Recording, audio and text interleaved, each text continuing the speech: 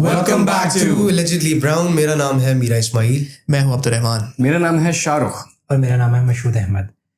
जिस टॉपिक की आज हम बात करने लगे हैं और जिस मौजू पे आज हम गुफ्तगू करने लगे हैं वो मौजू स्टेटस को में बहुत ही ज़्यादा अहमियत रखता है। क्योंकि उसकी वजह से एक तो न्यूक्लियर वॉर का ख़दशा है और दूसरा ख़दशा वर्ल्ड ऑर्डर चेंज होने का है और तीसरा ख़दशा obviously extinction of humanity to an extent.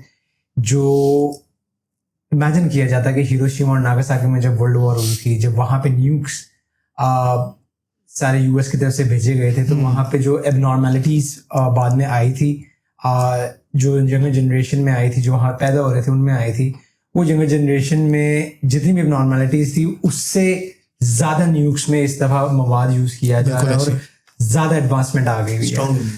तो आज इस तमाम इशू के बारे में बात करेंगे। मिडिल ईस्टर्न कंट्रीज़ और यूएस और इजराइल का क्या मसला है, क्यों कॉन्फ्लिक्ट्स बढ़ रहे हैं। स्पेसिफिकली हम लोग फोकस कर रहे हैं ईरान पे, क्योंकि ईरान और यूएस और इजराइल का टेंशन बढ़ रही है, जिसकी वजह से मिडिल ईस्टर्न कंट्रीज, जिसमें तमाम वो गली कंट्रीज जिसमें यूएस की एयर बेसिस हैं, इजराइल जिसमें डायरेक्टली इनडायरेक्टली पार्टिसिपेट कर रहा है जिन कंट्रीज में, उन कंट्रीज को भी ईरान अटैक कर रहा है, जिसमें कुवैत, ओमान, जिसमें यूएई, ये वाली कंट्रीज भी आ जाती हैं। तो वो तमाम कंट्रीज में ये वॉर का क्या कॉन्सिक्वेंसेस आ रहे हैं और ग्लोबल इकोनॉमी पे क्या फ़र्क पड़ रहा है उनका, और कितना किस लेवल तक फ़र्क पड़ेगा। और वो कंट्रीज जिस तरह के पाकिस्तान हो गई, पाकिस्तान में इंटरनेशनल प्रेशर कितना है और पाकिस्तान की इकोनॉमी किस कोलैप्स की तरफ जाएगी अगर ये कॉन्फ्लिक्ट मज़ीद बढ़ जाता है। तो हम देखते हैं 4 से 5 डिफरेंसेस हैं ईरान के और ये जो अपना यूएस और इजराइल है इनके साथ। हम देखते हैं 1979 से जो प्री टाइम होता है, जो जब रजा पहलावी साहब वहाँ पे होते हैं, तब हम देखते हैं, हाँ जी, तब हम देखते हैं कि इनके जो रिलेशंस थे वो इजराइल के साथ काफ़ी अच्छे थे। ऑयल ट्रेड भी चलता था, सब कुछ।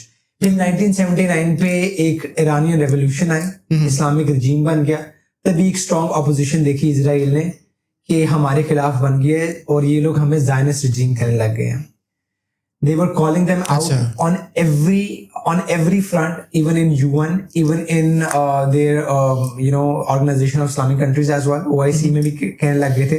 तो Iran was the Wahid country, Iran एक वाहिद कंट्री बन चुका था जो कि सबसे ज़्यादा कॉल आउट कर रहा था कि पैलेस्टीनियन में जो इजराइल का जो नकबा कहलाता है 1948 में, वो सबसे ज्यादा इलीगल है, इलेजिटिमेट है, वो नहीं होना चाहिए। पैलेस्टीनियन एक वन स्टेट सोल्यूशन की तरफ जाना चाहिए, जो कि पैलेस्टीन का लैंड है। उस पे पैलेस्टीन ने इजराइल को लैंड दिया था just because they face persecution कहीं हो, तो वो ह्यूमैनिटी ग्राउंड्स पे था। बट चूंकि अब आके वो बहुत ज्यादा एक्सीड कर गया, तो they need to have their own homeland और इजराइल यहाँ से जाए।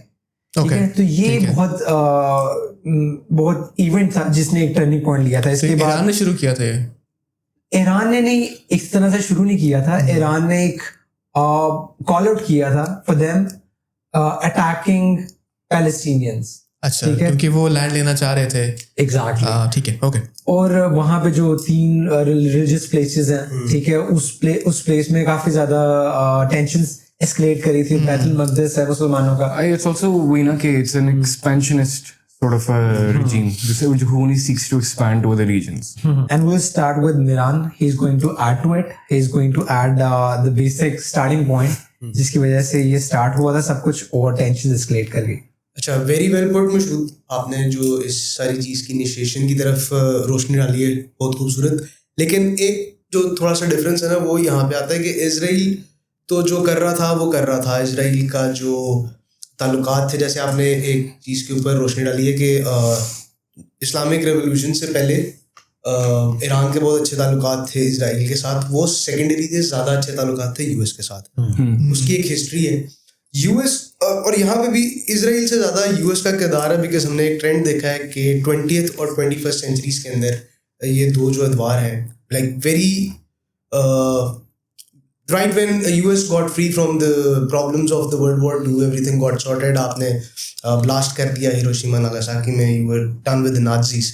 तो now US started with a new mindset जिसका था the new American century, जिसमें US बहुत ज़्यादा इन्वॉल्व रहना शुरू हो गया दूसरे मुल्कों के अंदर गवर्नमेंट्स को कूप करने में, इंटरवेंशन में, जिसके लिए बेसिकली यूएस का जो एक मोटिव था वो होता था या तो उस लैंड को स्ट्रेटेजिकली यूज़ करना या उससे जो बेनिफिट्स वो हासिल कर सकते हैं गुड्स की शक्ल में, मिनरल्स की शक्ल में, व्हाटसोएवर, उसको फिर यूएस बैक करता था with a cover up story. इस तरह की कोई 20 एग्जांपल्स जो सिर्फ हम 1950 से लेकर अभी तक देखते हैं। ज़्यादा डिटेल में नहीं जाएंगे, सिर्फ ऊपर ऊपर से हम गुजरेंगे कि क्या क्रोनोलॉजिकल ऑर्डर है। और मजे की बात यह है इट स्टार्ट्स विद ईरान।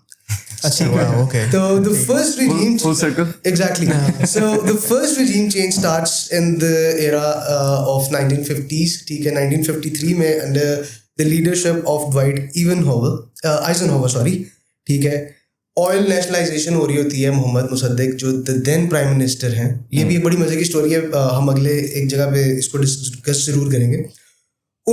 वो ऑयल नेशनलाइज कर रहे होते हैं तो आइजनहोवर जो है वो अंडर द प्रिटेंस ऑफ के जी we are preventing communism to gain influence in Iran, हम इनके ऊपर हमला कर रहे हैं। कोई बहाना चाहिए होता है, हमेशा कोई ना कोई बहाना चाहिए। शुरू से नहीं होता है क्या कम्युनिस्ट, ये कम्युनिस्ट। एग्जैक्टली। सो ये पहला प्रेटेंस था, ये स्टार्ट हुआ 1953 में। Very next year in Guatemala, ठीक है, में लैंड को स्ट्रेटेजिकली यूज करना था और जो उधर की फ्रूट इंडस्ट्री थी, ठीक है, वो बहुत रिच थी, तो they actually wanted to benefit from that. वहाँ पे अगेन मिस्टर आइजनहोवर जो हैं वो आते हैं with the agenda of stopping a Soviet beachhead to exist in Americas. ये कवर स्टोरी थी और टेक ओवर उन्होंने करना था फ्रूट इंडस्ट्री को वहाँ पे। फिर हम जाते हैं 1960 में, आइजनहोवर के दौर में कॉन्गो है, उधर कोबाल्ट, यूरेनियम, छोड़े नहीं किसी कॉपर इनके ज़खायर थे। मुझे पता नहीं क्यों लग रहा है कि he is the mad king from Game of Thrones। ना आप देखेंगे आगे जो है वो आइजनहोवर, ये यहाँ तक तो है, आप आगे देखेंगे बहुत पीस लविंग जो एक प्रेसिडेंट था, यस, उन्होंने भी ये किया।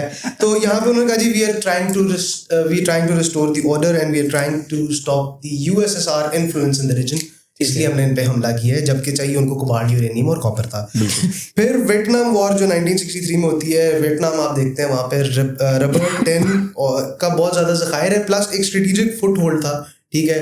तो under the banner of defending democracy John F Kennedy यहाँ पे हमला है और बहुत बुरा इनको बैकलैश भी इस पे उड़ा। एग्जैक्टली। और फिर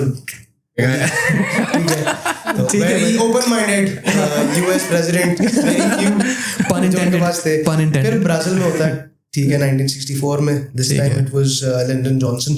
मिनरल्स, ऑयल्स और coffee, they said that we are trying to prevent the red take over by the governors, ठीक है, वही कम्युनिज्म पे आगे वापस। एग्जैक्टली। फिर दोबारा वही बात है। इंडोनेशिया में 1965 में अगेन वही जी एंटी कम्युनिस्ट पर्च है, we are trying to stabilize the region, ये करते हैं अगेन लिंडन भी ऑयल, रबर और मिनरल्स की आड़ के पीछे। मुझे ये बताएं, अमेरिका को ये दिया किसने हक कि वो ये सब कुछ कर सके? एग्जैक्टली। अब यही एक चीज़ है ना कि आप देखें, इसके अलावा इतनी एग्जांपल्स हैं, हम सबको नहीं डिस्कस करते, ठीक है, लेकिन गो थ्रू कर लेते हैं मिलता। इट्स इंटरेस्टिंग टू नो कि लाइक और कौन-कौन सी इस तरह की। अच्छा, इसके बाद 1965 इंडोनेशिया के बाद आपके पास चिली है, 1973 उधर कॉपर थे, कॉपर के ज़खायर थे बहुत ज़्यादा, तो उन्होंने कहा जी हम यहाँ पे we are trying to end the Marxist economic instability. This was the banner they raised this time. I like that this time at least 1973 में थोड़ी सी स्क्रिप्ट चेंज की यूएस ने, वो कम्युनिज्म से और यूएसएसआर से बाहर निकले, लेकिन आगे आप देखेंगे वो नहीं आएगा। ये रिचर्ड निक्सन के दौर में हुआ था जी। उसके बाद ग्रेनाडा में 1983 सबसे थक्कड़ प्रेसिडेंट रोनाल्ड रीगन, उन्होंने भी मतलब एक रिजीम चेंज की हुई है, मैं इस बात पे रहा हूँ, ठीक है। स्ट्रेटेजिक एयरफील्ड और ज्योग्राफी को यूज़ करना था, और सबसे मैं समझता हूँ कि स्क्रिप्ट तो चेंज करने की कोशिश की है यूएस ने यहाँ पे, but the lamest excuse, protecting और मेडिकल स्टूडेंट्स। वाह, जिनका ताल्लुक भी नहीं है उस चीज़ के साथ। अभी भी एक ऐसी बात हुई कि जी किसी ने कहा था कि तुम जहाँ भी कोई भी अमेरिकन मारोगे हम तुम्हें आके मारेंगे। एग्जैक्टली। तो वो बेसिकली प्रीएम्प्टिव ना कि यार मैं लग रहा है कि शायद हम पे हमला हो जाए। एग्जैक्टली। अब ये जस्टिफिकेशन होती है कि it's pre-emptive defensive strategy. Exactly. फिर ग्रेनाडा में 1983 के अंदर हुआ, फिर उसके बाद पनामा में हुआ 1989 के अंदर, जॉर्ज बुश आगे हुए थे। अब फिर इराक जो, अच्छा, इस मिडिल ईस्ट के खत्ते के अंदर जो सबसे ज़्यादा इंपॉर्टेंट चीज़ थी वो अब कुछ मेंशंस आएंगे उसके अंदर। 1991 में इराक के अंदर जो ऑपरेशन डेजर्ट स्टॉर्म किया था MI6 ने और CIA ने मिलके, ठीक है, वो बेसिकली ये था कि ऑयल फ्लो को कंट्रोल करना था, और कुवैत ने बेसिकली यहाँ पे एक बड़ा गंदा पार्ट प्ले किया इस तरह से, बिकॉज कुवैत वांटेड कि उनकी सुप्रीमेसी रहे in the region, so they turn their backs against Iraq, और फिर वहाँ पे ये सारा फियास्को होता है। उसके बाद आपको और बड़ी एग्जांपल्स मिलती हैं हेटी के अंदर 1994 में क्लिंटन, 2004 में बुश। इन्होंने एक स्ट्रेटेजिक प्लानिंग के तहत basically for better surveillance and a better access to the battlefields, उन्होंने यहाँ पे किया था regime change plus cheap labour के लिए, ठीक है। तो अगेन हर जगह पे मुझे ये नहीं समझ में आती कि यूएस के पास अकेले क्यों अलम है डेमोक्रेसी का, जो वो हर तरफ चेंज करने के लिए लगाने के लिए अपने आप को एंटाइटल्ड समझते हैं फर्स्टली, और सेकंडली मुझे अभी एक एग्जांपल दिमाग में आ रही थी कि ये चलते चलते ना हमें किसी को चुपेड़ लगा देंगे, ये माइक स्लैप में तो माइक स्लैप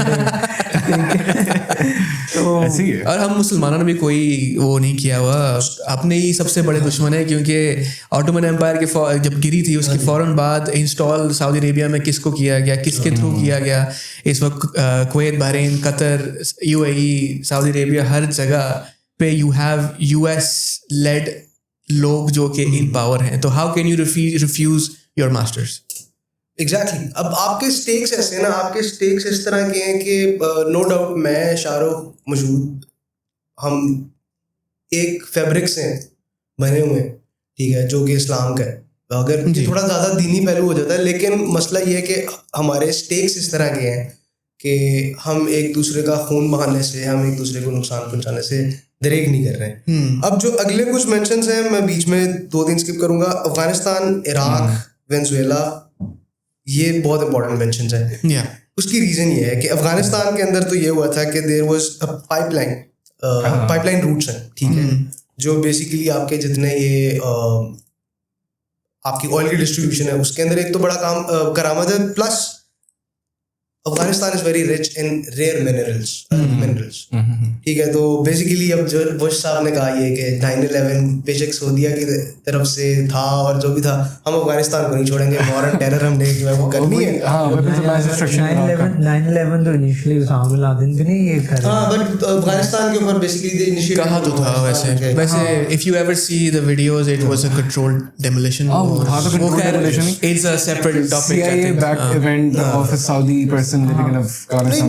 पासपोर्ट बच गए थे बस, हर चीज जल गई थी, पासपोर्ट बच गए। कॉमन सेंस इज कि अगर आपके एक इतने इम्पोर्टेंट और इतने ज़्यादा जो आपका एक सिंबल ऑफ पावर है, ठीक है, वर्ल्ड ट्रेड सेंटर, अगर काफ़ी लोगों को नहीं पता होगा, लेकिन 1992-93 के अंदर एक अटैक हो चुका हुआ था, बिल्कुल, ठीक है। That was like just explosives, छोटा मोटा, लेकिन अगर ऐसी एक चीज़ हो चुकी थी, अमेरिका को हिंट्स मिल चुके थे, तो फिर आप इतने बड़े वाक़े का क्यों इंतजार कर रहे थे कि प्लेन्स हाईजैक हों? खैर अगेन वो उसके ऊपर भी बात करेंगे। इराक 2003 के अंदर जो है ऑयल रिजर्व्स के ऊपर बेसिकली उनकी नेशनलाइजेशन हो रही थी, सदाम हुसैन कर रहे थे, लेकिन weapon mass destruction. Funny thing I like, America कहते हैं तुम्हारे पास हैं weapons of mass destruction, Iraq कहते हैं नहीं है यार, हैं हमें पता है तुम्हारे पास हैं, तेरे को पता है, हम खुद छोड़ के गए हैं सालों, तुम लोगों को नहीं पता है। और उससे बड़ा जो है ना, अब दो नेक्स्ट मेंशंस जो है, sorry it's taking a little more time, but Venezuela 2002, 2019, 2026, ठीक है। उसके अंदर 2002 में जॉर्ज बुश ने डीथ्रोन किया हुगो चावेज को, ठीक है। क्यों किया? ऑब्वियसली वेनेजुएला के पास सबसे लार्जेस्ट जो है वो ऑयल रिजर्व्स है। सबसे पहले वेनेजुएला था, फिर इरान था हमारे पास ऑयल रिजर्व्स के अंदर। फिर 2019 के अंदर जो अभी एब्डक्टेड प्रेसिडेंट हैं, जिनको 2026 में एब्डक्ट किया गया, 2019 के अंदर निकोलस मदुरो को डीथ्रोन करते हैं ट्रम्प ही। फिर ट्रम्प वापस आते हैं 2026 में और दोबारा उनको इस बार तो एब्डक्ट ही कर लेता है। इसको अच्छा मजे की बात है, पहली दफा the cover up story was that they want to restore the constitutional order. Second time जब 2019 में हुआ, it was like we are actually bringing in the humanitarian aid, उसके लिए ये चीज जरूरी है, इसका डिथ्रोन होना। आखिरी दफा तो ट्रम्प ने कहा तेल ही चाहिए। नहीं आई थिंक ड्रग ट्रेड नहीं था, ड्रग की वजह से नहीं किया, ड्रग वाला था सारा का सारा, वो बेसिकली था यूएस की जितनी आपकी पॉलिसी मेकिंग बॉडी है वो सारा ये कह रहे थे, ट्रम्प आके कहता था and yes this they have oil, we want their oil, we need that. अच्छा, एक वेरी इंपॉर्टेंट क्या कहते हैं खिता that you forgetting in this entire research, which is very good research by the way, अपना Pakistan, the drone strike attacks in 2005, yes, suicide bombing in 2011. उसको हमने जरा केयरफुली इस पे चलिएगा। हाँ एग्जैक्टली मिस ही इसीलिए किया था। अच्छा, दो जो बहुत जरूरी मेंशंस हैं, एक तो पाकिस्तान पे भी हम करते हैं लिबिया, ठीक है, और सीरिया। इससे अगला जो एक पॉइंट है उसमें, हाँ एग्जैक्टली सीरिया के अंदर भी पाइपलाइन रूट्स और जियोपॉलिटिकल जो बेसिकली बेनिफिट्स थे इस रीजन के, उनको हासिल करना था, जिसके अंदर फिर America came up with a very nice idea which was creating ISIS, then deploying ISIS and then fighting ISIS and supporting the moderate rebels in the region, जो वो 2011 से कर रहे हैं और अभी तक करते आ रहे हैं ऐसे। अच्छा, ओवरऑल आप देखें फिर लिबिया आता है। लिबिया के अंदर ये था 2011 के अंदर 2011 में कि the main purpose was that Muammar Gaddafi, he was actually talking about nationalization of the oil that they have, plus de-dollarization of the deals that they're going to do. Yeah. He came up with a concept that was of gold दिनार, ठीक है, या आप हमसे gold में trade करें या दिनार में ट्रेड करें, फिर आप हमसे पेट्रोल में, ये सब आता है। इसके ऊपर अब ये जो हमने अभी पॉइंट्स डिस्कस किए हैं, इसमें हमें एक चीज जो हासिल करनी थी, ज्यादातर लोगों को पता है कि US is quite obsessed with regime changes and they don't like nationalization, क्योंकि बार-बार मैं nationalization का वर्ड ही सुन रहा हूँ। नेशनलाइजेशन आप किसी भी मिनरल की करेंगे, जो भी आपके ज़खायर हैं आप उनको अपने हक में यूज करने की कोशिश करेंगे। अगर यूएस आपका बहुत अच्छा एलाय होगा, यूएस आपसे नजरें फेर लेगा। वो sorry just need 3-4 more minutes, उसमें हम डिस्कस करते हैं कि ईरान और अमेरिका के शुरू से टाइज थे कैसे। आज के दुश्मन कभी दोस्त हुआ करते। ईरान और यूएस के ताल्लुकात के 3 डिफरेंट एराज हैं, 3 मुख्तलिफ अदवार हैं। पहला एरा है 1940 से 1953 का। ओके, यूएस शुरू से बहुत ज़्यादा ऑब्सेस्ड था इन मुल्कों के ऊपर, ख़ास तौर पर मिडिल ईस्टर्न ऑयल, और जो उनकी एक स्ट्रेटेजिक बेनिफिट है, जियोपॉलिटिकल बेनिफिट है, उसको हासिल करने के लिए ईरान के साथ जो है वो शुरू से उनका एक जो आंख रही है वो इस वजह से थी बिकॉज स्ट्रेट ऑफ हॉर्मुज़ है। ईरान और इराक को मिला लें तो दुनिया के सबसे ज़्यादा रिजर्व्स बनते हैं। मतलब आप वेनेजुएला के अंदर और चाइना वाले जो हैं वो टॉप 2 है, लेकिन 3 और 4 ईरान इराक और मिलके ये इन दोनों से थोड़ा सा ज़्यादा हो जाता है। ये रीजन थी, plus as a buffer zone use करना चाहते थे, एज अ बफर यूज़ करना चाहते थे यूएसएसआर के अगेंस्ट। तो फिर जो पहला ईरा आता है दैट इज 1940 to 1953, जिसको स्टार्ट करते हैं at the time of world war 2, जो प्रेसिडेंट थे हैरी ट्रूमन प्रेसिडेंट के, राइट, वहां से ये काम शुरू होता है। बिकॉज जो शाह ऑफ ईरान की पहली रजीम चेंज हुई थी वो हुई थी 1940 से 1953 को, उस पर काम हो रहा था, जिसको फिर पाया तकमील तक पहुंचाया था आइजनहोवर ने। तो 1953 के अंदर होता क्या है कि अभी तक स्टेटस इनका है दे आर एलाइज, ठीक है। यूएस अभी ईरान को देखता है as a strategic buffer against USSR. Pivot ये था कि जी मिनिस्टर मोहम्मद मुसद्दिक जो थे, अब वो शाह ऑफ ईरान की गवर्नमेंट गई और 1953 में तक उन्होंने एक डेमोक्रेटिक एक्सपेरिमेंट हुआ, लेकिन अब शाह ऑफ ईरान जो प्रेसिडेंट मोहम्मद मुसद्दिक थे, he actually think for the benefit of people और वो नेशनलाइजेशन करते हैं। उसके बाद होता है operation Ajax. Operation Ajax is against CIA, MI6, dethroning the democratic government and bringing back the Shah of Iran. Cover story के Mohammad Mossadegh was falling under the influence of USSR and communism in the region. तो फिर अगला दौर आता है 1953 से 1979 तक। Again, Dwight Eisenhower ये बीच बो चुके थे।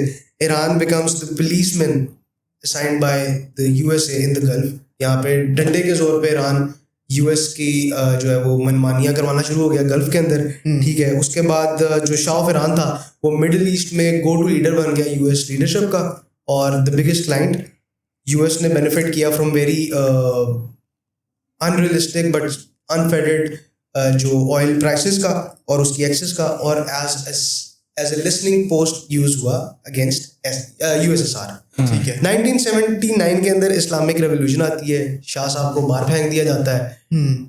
एक हॉस्टेज क्राइसिस आता है जो फेस करते हैं इमाम खुमैनी एट दैट टाइम, रफली 1.5 ईयर।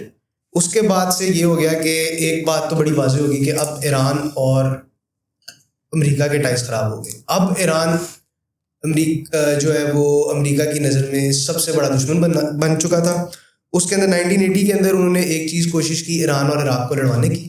ठीक है, ईरान और इराक की लड़ाई करवाई। Saddam Hussain was at that time USS agent, उनको यूज़ किया गया ईरान के अगेंस्ट।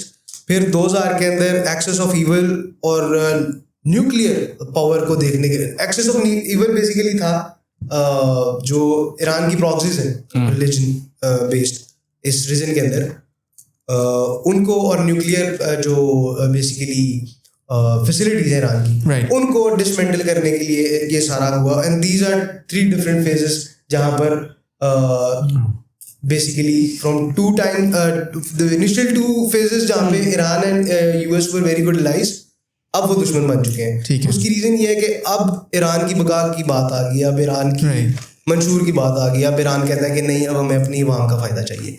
उसके अंदर अब ये जो करंट सिचुएशन है वेनेजुएला और ईरान के साथ जो इन्होंने किया वो है concept petro dollar deals.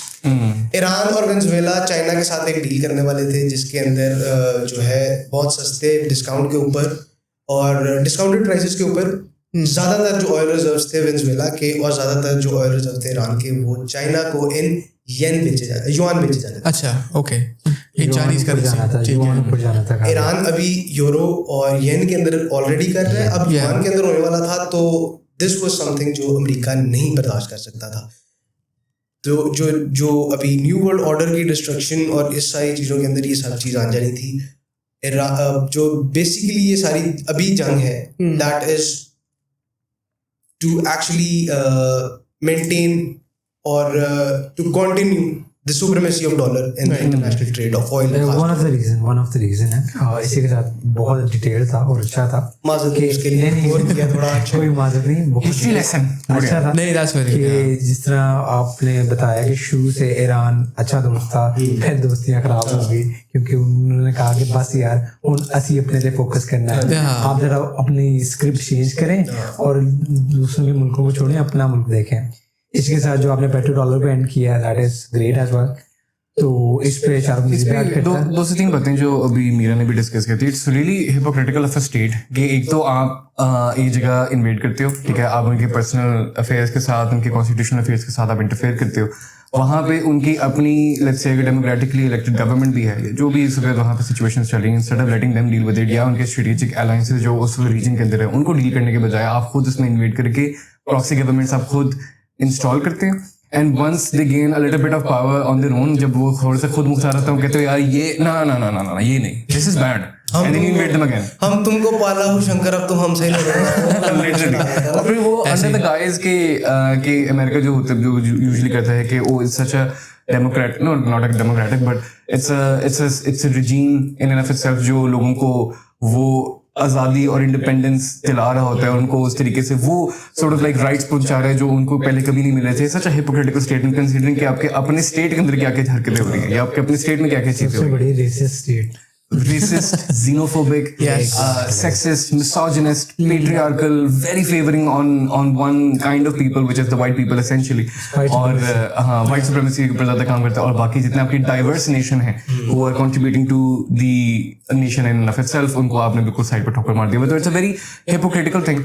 Also दूसरी चीज़ ये कि I would like to build on यही चीज़ कि I don't know if you guys saw कि पिछले दिनों में जो oil depots हैं ईरान, जो oil fields हैं, वहाँ पे इजराइल ने जो अटैक किए हैं, they've literally burnt up the entire, पूरे आग लगी हुई है ईरान के अंदर, बात कर रहे हैं तेहरान के अंदर। और उससे दो चीजें हुई हैं। अब आप मुझे बताएं कि ये किस किस्म का फ्रीडम है जो आप लोगों को दिलवा रहे हैं, when tens of millions of people, these are उस शहर के अंदर न्यूयॉर्क के पूरे स्टेट से ज्यादा लोग वहाँ पे पाए जाते हैं। वहां पे eight this point in time because of this toxic acid drain हो रही है। एसिड ड्रेन हुए में हमें कितना अरसा हो गया सुना कि यार एसिड ड्रेन भी चीज होती थी, एंड वहां पे इस वक्त टॉक्सिक एसिड ड्रेन्स हो रही हैं on the people at this point in time because of what they are doing. आप वहाँ पे एक स्कूल के ऊपर अटैक कर लेते हो बाय सेइंग कि over bringing the women to justice and we are going to uphold women rights वहाँ पे तो वुमेन राइट्स वाइज आते हैं by killing more than 200 girls in school I have no idea what this sort of hypocrisy I don't understand कि women rights के ऊपर sorry cut you off women rights पे ये बात कर रहे हैं शाहरुख आपने एक चीज नोटिस की होगी कि इस वॉर से एक काफी अहम मसला जो है उसके ऊपर पर्दा पड़ना शुरू हो गया मैं इसी पे आने लगा था उसमें 2 से 3 इंपॉर्टेंट चीजें पहले तो मशहूर की एक बात के ऊपर ही मैं थोड़ा सा बिल्डअप करना चाहूंगा इससे ना फिर पता क्या नजर आता है अमेरिका की या eight this point in time जो करंट हमारे पास प्रेसिडेंट इस वक्त हैं डोनाल्ड ट्रंप की जो फॉरेन पॉलिसी है ना वो कोहेरेंट थियरी ऑफ ऑर्डर के ऊपर नहीं है कि पर्टिकुलर नैरेटिव चले उस तरीके से ऑर्डर किस तरीके से मेंटेन किया जाता है किस तरीके से नहीं किया जाता है rather than having a coherent theory of order या डिटरेंस या अलायंस मैनेजमेंट डोनाल्ड ट्रंप की foreign policy is more of a demonstration of dominance ऐसे हम दिखाना चाहते हैं कि हम हैं डोमिनेंट इन द रीजन हम ये कर सकते हैं आपके साथ और वेनेजुएला के प्रेसिडेंट को ऐसे निकाल लेना and by mentioning we have such weaponry that disable the systems वहां पे द सिक्योरिटी वहां पे टेल्स यू कि they have the capability of destabilizing governments all over the region number 2 दूसरी चीज ये कि while it is a demonstration of dominance, it's also a creation of spectacle. Businessman, at the end of the day, he likes the show, the spotlight. He likes the showbiz. He likes his name in the headlines उस तरीके से कि मैंने कुछ किया है. Home loan के अंदर कैमियो भी इसीलिए किया था ना बॉस ने. Exactly. तो ये फॉरेन पॉलिसी नजर आती है. अब इसमें ये देखें एक तो माउंटिंग प्रेशर आ रहा है ऑलरेडी डोनाल्ड ट्रंप के ऊपर. I think fight in Iran start होती है 2 से 3 चीजों के ऊपर. एक तो ऑलरेडी एक जो हिस्टोरिकल हमारे पास एनालिसिस जो जिस तरह से मीडिया ने बड़े खूबसूरती से हमें दिए हिस्टोरिकल एनालिसिस आता है कि ये कहाँ से अमेरिका के थॉट आइडियोलॉजी में आते हैं कि हमने ये हरकत करनी है ये चीज हरकत करनी है डॉलर को नीचे नहीं करने देना हाँ इन लोगों को अपनी करेंसी में ट्रेड नहीं करने देना वट एवर डॉलर सुप्रीमेसी होगी. दूसरी बात हमारे पास आ जाती है कि इस वक्त करंटली अमेरिका अपने सिटीजन्स के साथ जिस तरीके से बर्ताव कर रहा है जब हमारे पास आइस एजेंट्स आ जाते होते हैं that are actively deporting people हमारे पास एंड उसके ऊपर इतने फजूल नैरेटिव्स हैं and it's like how the government tries and it's so funny कि द गवर्नमेंट हुकूमत आपको ही गैस लाइट करने की कोशिश कर रही होती है. हमारे पास मिनियापोलिस के अंदर एक छोटी सी एग्जांपल है जहाँ पे there was a nurse Alex Pretti I hope Alex पेटी जो वहाँ पे इस वक्त जो आइस की रेड पड़ रही थी उसको डॉक्यूमेंट कर रहे थे. And he was, उनके हाथ में से फोन कैमरा है. He had a gun, licensed gun, जो वो इस्तेमाल नहीं कर रहे थे, but फोन कैमरा है. And he's just documenting the ICE agents उस वक्त currently, violently reporting people or capturing people उनको लेके जा रहे हैं. And ICE agents round him up, उनको gang up करते हैं. And then हफरा तफरी में Alex Petty gets shot multiple times. उसकी गन ऑलरेडी आइस एजेंट्स ने इन द वीडियो निकाल ली होती है. They take his gun away from his pocket and take him away and then they shoot him multiple times while on camera. And the narrative is जो हमारे पास attorney general पैम बॉन्डिया की कहती हैं या हमारे पास वहाँ पे क्रिस्टियन नोएम आके कहती हैं डिपार्टमेंट ऑफ होमलैंड सिक्योरिटी को लेके ओ नहीं he was actively charging the ICE agents with a gun. तो वो थ्रेट करे थे तो हमने उसको न्यूट्रलाइज कर दिया उस थ्रेट को. एक तो ये समझ में आती यूएस का थ्रेट लव्स थ्रेट के साथ ना यूएस का एक ऐसा बंधन है कि हमें लगा कि ये कुछ करेगा इस वजह से हमने ये कर दिया. एक और हमारे पास एग्जांपल है रेने गुड की a mother of 2 जो अपनी गाड़ी में बैठी हुई है and under a panic situation इंसान क्या करते she drove her car away from the situation. अब एक आइस एजेंट सामने खड़ा उसने अपनी गाड़ी साइड पे की लगी शायद कुछ भी नहीं लगी. There are multiple cameras angles जहाँ पे आइस एजेंट वो क्लेम करता है कि she rushed at us so हमें she was running us over. That's not the truth. आपको मल्टीपल कैमरा एंगल्स देखें तो वो अपनी गाड़ी साइड पे कर रही थी और वहीं पर उसने गन निकाल के 3 shots to her face. इस तरह की सिचुएशंस एग्जिस्ट करती हैं तो अमेरिका के अंदर ऑलरेडी सिविल अनरेस्ट एग्जिस्ट कर रहा है. And on top of that one of the biggest things is कि हाउ एप्स्टीन फाइल्स की करंटली जो सिचुएशन हमारे सामने नजर आ रही है कि every single day there some renewed scrutiny on the Epstein files की कोई ना कोई सिचुएशन. हमारे पास डिपार्टमेंट ऑफ होमलैंड सिक्योरिटी ने 3 million फाइल्स रिलीज कर दी ऑन द इंटरनेट. अब उन 3 million फाइल्स को गो थ्रू करना is obviously very difficult but every file got us something new. कोई ना कोई नई चीज आ रही थी. अब although I don't naturally in my opinion I don't believe कि Epstein files से हटाने के या एक distraction के तौर पे ईरान से या वेनेजुएला से जंग वगैरह लोगों ने उठाई है but it's too coincidental. हाँ it's too coincidental कि आपके पास एक president मैंने आपको एक छोटी सी रीजन इस वजह से दी थी कि he likes spectacle.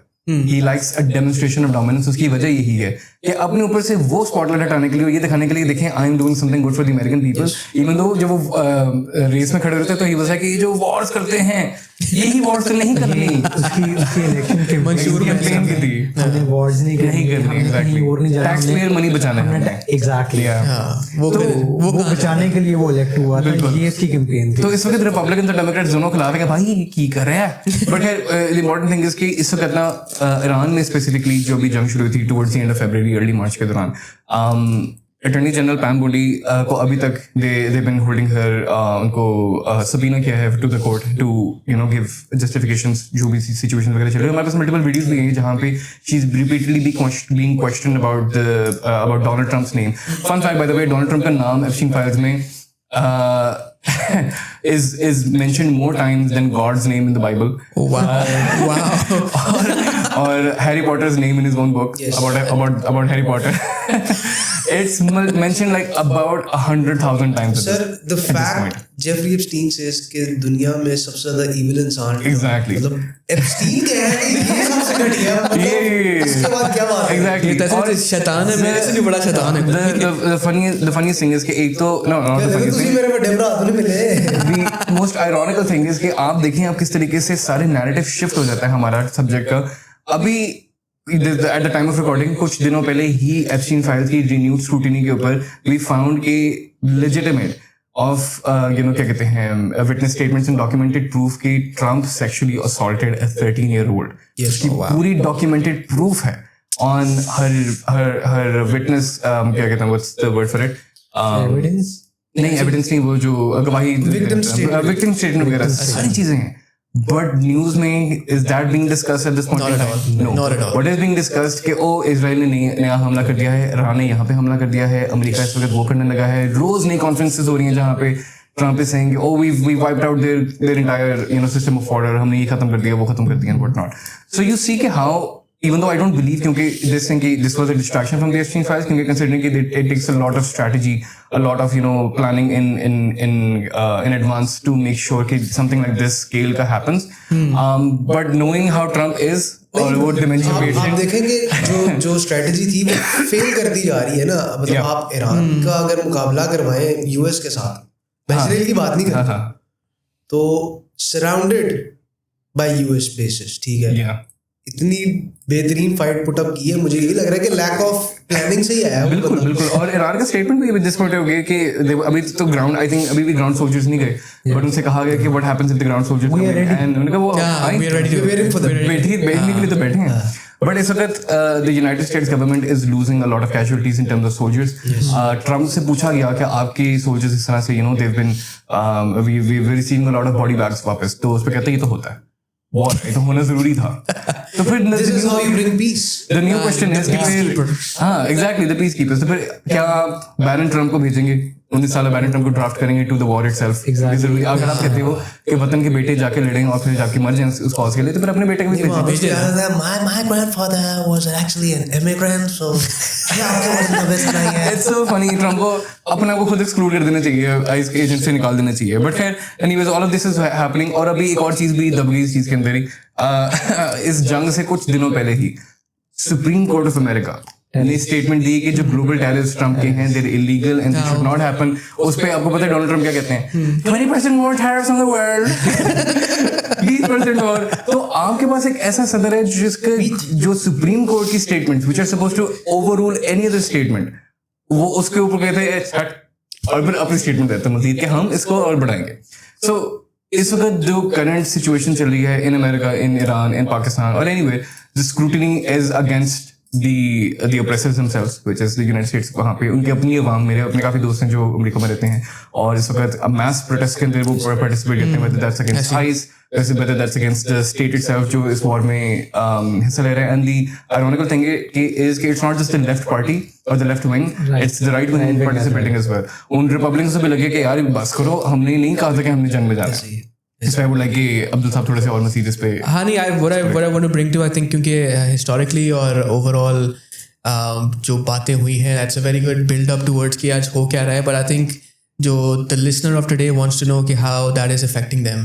So even कि globally जो changes आ रही हैं जो लोगों के रिएक्शंस हैं, जो रद्द-ए-अमल आ रहे हैं ग्लोबल स्टेट्स की तरफ से, हर स्टेट की तरफ से आ रहे हैं, तो उसका how is that affecting us individually, मैं पाकिस्तानी एज अ होल, कि हम ये सब कुछ के बाद हमारा क्या बनेगा? तो आई थिंक इस वक्त there's a 3-way split, ठीक है जी. एक स्प्लिट है कि जी they are against Iran, completely against Iran, ठीक है. उसमें यूएस है, ऑस्ट्रेलिया है, कनाडा है, यूक्रेन है और कुछ नेटो के मुल्क हैं जो कि दे आर अगेंस्ट कि जी ईरान जो है, यूएस इज़ राइट, ईरान को के पास वेपन्स हैं, वो यूज़ कर सकता है हमारे अगेंस्ट, और उस सिलसिले में they are supporting the US Israel narrative. और जो दूसरी साइड है that is Russia, China, South Africa and Turkey, जो कि ईरान के, नॉर्थ कोरिया भी, हाँ नॉर्थ किम जोंग उन भी कहते हैं मुझे भी कोई पार्टिसिपेट कराओ यार, मैं भी बैठा हूँ. अच्छा, उसने वो, मैंने अभी न्यूज़ पढ़ रहा था, उसके अंदर अभी वो बैठ के ना एक पिक्चर है वैसे देख रहा है और मिसाइल टेस्ट हो रहे हैं ताकि वो भी रेडी हो और मुझे पता चले कि हमारे पास भी कुछ है आप लोगों के लिए करने के लिए. सो लेकिन I think Russia and China are playing it very smartly. वो ओपनली नहीं आ रहे, वो मिलिट्री की सपोर्ट भी नहीं दे रहे, लेकिन they are backing them with intelligence. अब आपको क्या लगता है कि ईरान को कैसे पता है कि कहाँ कहाँ किधर किधर बम ब्लास्ट करना है या किधर अपने मिसाइल भेजने, किस तरह अवॉइड? देखें, ईरान से इजराइल तक जाते जाते it has to go through a few countries, air defenses, sea defense as well, क्योंकि इजराइल की उस तरफ नेवल शिप्स खड़ी हैं which are anti missile and everything, और इजराइल के अपने 3 लेयर्स हैं ऑफ क्वालिटी चेक करवाने के लिए मुसलमान भाई बड़ा साथ देते हैं कि देखते हैं आपकी टूटता है नहीं टूटता है. यही तो मैं कह रहा हूँ, हमारे अपने मुसलमान ही हमारे सबसे बड़े दुश्मन है. नहीं सर, वो इत्तेहाद है, वो क्वालिटी चेक करते हैं बचती है नहीं बचती है, 2 फैक्टर ऑथेंटिकेशन. अच्छा, और ये सब तो बाकी वाले, उसमें से जो पाकिस्तान की सबसे मुश्किल पोजीशन है इस वक्त, पाकिस्तान एक तो यूएस को कहता है कि जी डोनाल्ड ट्रंप को कहता है जी you are the peace maker, आपसे बड़ा पीस मेकर उस दुनिया में नहीं है, तुसी सानू बचा लिया, तुसी आया कर देता, तुसी और कर देता, ठीक है जी. एक प्रेसिडेंट आपको नोबेल प्राइज मिलना चाहिए, आपको नोबेल प्राइज मिलना चाहिए. अब सवाल किया गया जी, अब नोबेल, अब किस सब के बाद भी मिलना चाहिए नोबेल प्राइज. तो मरीम नवाज क्या कहती हैं, आपके सामने है वीडियो में, उन्होंने जवाब देने से एक तो इनकार किया पहले और फिर कहा कि जी इसमें तो हमें अब्सटेन करना चाहिए. It is very very weak statement. भी नहीं कहा, उन्होंने कहा कि जब उनसे 1-2 दफा पूछा गया ना, तो आई डोंट नो शर्मिंदगी थी, आई डोंट नो, वो कच्चा होकर जवाब दिया था. उन्होंने जवाब दिया था कि इंटरनेशनली, आई डोंट नो कि वो कितना जस्टिफाइड आंसर है, बट उन्होंने कहा कि जो कह रहे हैं ना इंटरनेशनल महाज पे, इस पोजीशन पे, वो ठीक कह रहे हैं. आपके इस वज़ीर आज़म ने आने से पहले ही आपको कह दिया था बेगर्स कांट बी चूजर्स. बिल्कुल ऐसे. तो वो एस्टेब्लिश जब पहले ही था सब कुछ, तो उसके आगे बात जानी ही नहीं थी इसके ऑन दिस नोट. हाँ नहीं, बिल्कुल ऐसी. और यही, और इसके अलावा पाकिस्तान ने साइन किया था अभी रिसेंटली सऊदी अरेबिया के साथ एक पैक्ट के, डिफेंस पैक्ट के, आप पे अटैक होगा तो हम, अब मुझे बताइए, और साथ साथ अब कह रहे हैं जी हम ईरान के साथ भी, अभी ईरान के साथ भी नहीं हो सकते, ईरान के अगेंस्ट भी नहीं हो सकते. हाँ, is in a very situation. एक Saudi, I don't think so. चलो इस पे भी डिबेट है, क्योंकि being एक एक्टिव कॉन्फ्लिक्ट है ना, आप न्यूट्रल हो रहे हो ना, कंडेम जरूर करें, लेकिन अगर देखो इंडिया की पोजीशन क्या है, इंडिया एक स्ट्रेटेजिक अलाय है, यूएस का भी, रशिया का भी. एक छोटी सी बात बताऊं इसमें ना, एक अभी पिछले दिन एक छोटी सी मीम आया था which was very funny meme, कि दिखाते डोनाल्ड ट्रंप फोन करता है नेतन्याहू को और कहते हैं नेतन्याहू हम खत्म हो गए, वी फिनिश्ड. कहते क्या हो गया यार? कहते यूएन ने एक स्ट्रांगली वर्डेड कंडेमनेशन भेज दिया, हम खत्म हो गए, खत्म हो गया हम. तो कंडेम करने से कोई फर्क नहीं पड़ता, आपको एक साइड पे करनी पड़ती है. Essentially if you are a neutral person तो आप अग्रेसर्स का साइड कर रहे हो. बहुत मेहनत कर रहा है पाकिस्तान ने, जो है ना बेसिकली लेग डे बड़ा हैवी लगाया हुआ है, ठीक है. पाकिस्तान सऊदीया को फोन करके कहता है हम आपके साथ खड़े हैं,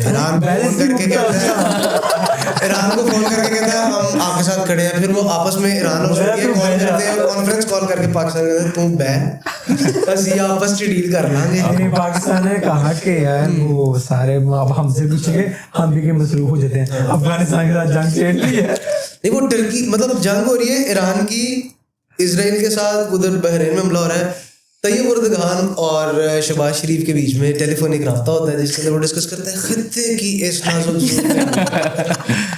मतलब आपने कोई पार्टिसिपेशन नहीं किया, आपने सिर्फ फोन किया। बट इसमें ना एक छोटी सी चीज जो आपने की थी ना कि आपने कहा था कि रशिया और China are at a very great strategic position. उसकी वजह पता है क्या है कि उनकी शुरू से ही एक नॉन इंटरवेंशनिस्ट पॉलिसी रही है। वो कहते हैं कि हम इन्वेड नहीं करेंगे, हम इंटरफेयर नहीं करेंगे, लेकिन जैसे आपने किया ना हम नहीं छोड़ेंगे, हम नहीं छोड़ेंगे। और इसी तरह लाइक उन्होंने सारी इंटेलिजेंस अभी ईरान के साथ वो दे रहे। आई थिंक ईरान ने ये भी कहा है कि Russia, China and may be Pakistan is the only 3 countries जो कि स्ट्रेट ऑफ हॉर्मुज के थ्रू जा सकती हैं।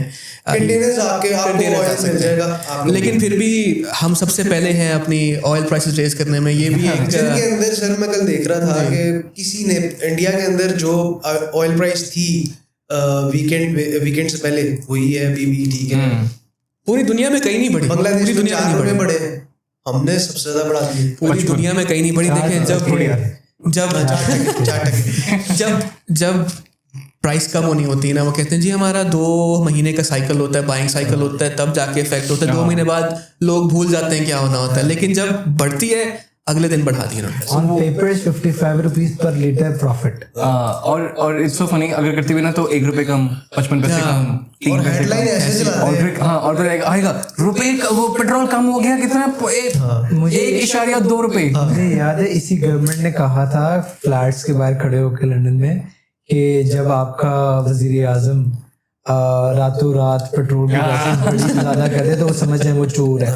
तो अब अपने बारे में क्या कहते हैं? खैर ये this is more of like an internal debate that I think we should probably talk about कि हमारे internal situations, हमारी अपनी policies क्या इसमें कर रही होती हैं। और आई थिंक क्योंकि मैंने थोड़ा सा ज्यादा हमने डिस्कसिंग कर पाया, I discuss very little about Epstein files. और आई फील लाइक एक सेपरेट एपिसोड इस चीज के ऊपर भी होना चाहिए जहाँ पे इसको थोड़ा सा डेडिकेटेड, जहाँ पे इसको थोड़ा सा मजीद हम खुद स्क्रूटिनाइज करें, going through some videos and not some videos but at least the content of those videos and documents के वो क्या डिस्कस करते हैं। चैनल तो गयो। So it's important to discuss these things because at the point in time I think it's important कि हम at least youth जो इस चीज को दोबारा in conversation लाए, does not shy away from discussing these very important topics. And I think as a whole, as जो मैं देखता हूँ तभी हमने बांधी है कि how is it affecting everybody. I think as a whole, if we look at the American policy, it's basically America wanting to rule the world. एक new world order which is one government ruling or one person has the utmost power to rule everything. 1984 essentially. वहाँ से शुरू हो रही है अब तक. It also involves a lot of other things जो कि लोग conspiracy theories के अंदर डाल देते हैं कि तो ये नहीं, ये तो conspiracy है, ये ऐसा नहीं हो सकता, न्यू वर्ल्ड ऑर्डर कुछ नहीं है, ये नहीं है, वो नहीं है, Zionism कोई चीज़ नहीं होती, बहुत बड़ी चीज़ होती है. उसके पीछे How anti-Semitic of you, Adam. Oh yes. Do you know the difference between a conspiracy theory and the truth? Yes. A couple of years. Exactly.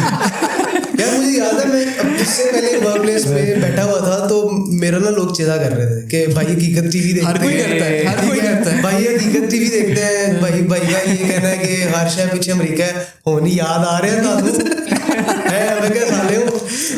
इसके साथ जो आप बात कर रहे हैं कि how it is affecting us, it is going to affect us in a very bad manner because हमारी हुकूमत ऐसी है जिसको सिर्फ बहाना चाहिए होता है. हाँ, टू रोल ओवर. भाई हुकूमत को छोड़ भी दें, हमारा हर बंदा जो फ्रेंचाइज ऑनर भी है इसको पेट्रोल पंप्स का, उसके पास भी ना ये पॉलिटिक्स करने की ना प्रॉपर पावर है. मुझे याद है अभी कुछ दिन पहले क्या, अभी सैटरडे फ्राइडे को जब ये पेट्रोल महंगा हुआ है, 12 बजे ये न्यूज आएगी 12 बजे 55 रुपए महंगा हो जाएगा. ठीक है. और अभी ये नए बैरल जिन्होंने नहीं खरीदे, कुछ भी नहीं किया अभी तक नहीं खरीदे. हाँ, अभी तक वही तेल है जो इनके पास है. मेरे साथ शाहरुख बैठा हुआ था और हम जाके ना टोटो के पंप पे चेक किया. उन्होंने बात की कि वहां पे पता लगा हमें कहीं से कि वो कह रहे थे कि हमारे पास पेट्रोल है बट हमें मना किया गया आगे देने से पेट्रोल. बिल्कुल ऐसे ही. ठीक है. तो जो ऑलरेडी एग्जिस्टिंग, अब इस पे भी बात आती है, इस पे तो ये लोग बड़े फतवे लेके आते हैं. इस पे तो इस्लाम नहीं कहता, इस्लाम तो कहता है कि स्टॉक ना करो, बड़ी प्राइसेस बढ़ा के ना बेचो. तो वहां पे कहाँ जाता है? तो इनका ना बड़ा सब्जेक्टिव इस्लाम है, जो पसंद आता है वो उठाना है. अपने जो बेनिफिट में जो है, जो अपने आप को ठीक लग रहा है बस वही इस्लाम चलाई जाओ. और फिर अगर जो अगेंस्ट जाता है बातों के उसको गोल मोल कर. तो politicians are the best spinners in the world. कोई स्टोरी किसी भी तरह स्पिन करनी हो तो मुझे एक चीज समझ में नहीं आई कि आप लोग, हाँ इसको रैप अप करते हैं इस चीज पे कि आप लोग देखें ना, अगर यूएस और ईरान की वॉर से ऑयल प्राइसेस के ऊपर मसला आ रहा है तो ज्यादा इलाज तो यूएस के हैं जो इससे इफेक्ट हो रहे हैं, ठीक है, तो वो यूएस की बात करेंगे भाई, अन्ने हो गए, पागल हो गए, साढ़ा नुकसान होता है भैया, बस करो। I would like to pose a question to the audience कि अब तो ये वॉर बन क्या गई है, मतलब अनरावल होती है, लोग इन्वॉल्व होते हैं। I would like to ask everybody in the comments and अपनी राय से ज़रूर हमें बताइए कि what should be Pakistan stance. क्या वो ईरान का साथ दे, क्या वो यूएस का साथ दे, या वो कुछ भी ना करे, ठीक है। कमेंट्स में ज़रूर हमें बताइएगा। आई होप ये थोड़ा सा सीरियस कंटेंट था, लेकिन I think it's the need of the hour, क्योंकि एवरीबडी नीड्स टू नो कि हो क्या रहा है और हम किस तरफ जा रहे हैं। But I hope you enjoyed the content. Please make sure कि इस तरह के टॉपिक्स को मजीद खुद भी आपस में डिस्कस करें। Let us know in the comments below. एक थोड़ा सा डिस्कोर्स इस चीज़ को जनरेट करें। Make sure to like and subscribe. I will be making sure कि हम इस तरह के कंटेंट को मजीद आगे और प्रोड्यूस भी करें। We talk more about international relations and politics and essentially what's in the media at the point in time. To make sure you like, subscribe our YouTube channel, go to our Instagram pages to stay updated on what's happening with Allegedly Brown. अपने प्यारों का ख्याल रखें और जिम्मेदारी के साथ जरा फेक न्यूज़ से दूर रहें, ठीक है। थोड़ा सा मामला तो ऊपर भी होता है, तो आप लोगों से हम मिलेंगे इंशाल्लाह अगले हफ्ते। अपने प्यारों का ख्याल रखें और हाफिज़।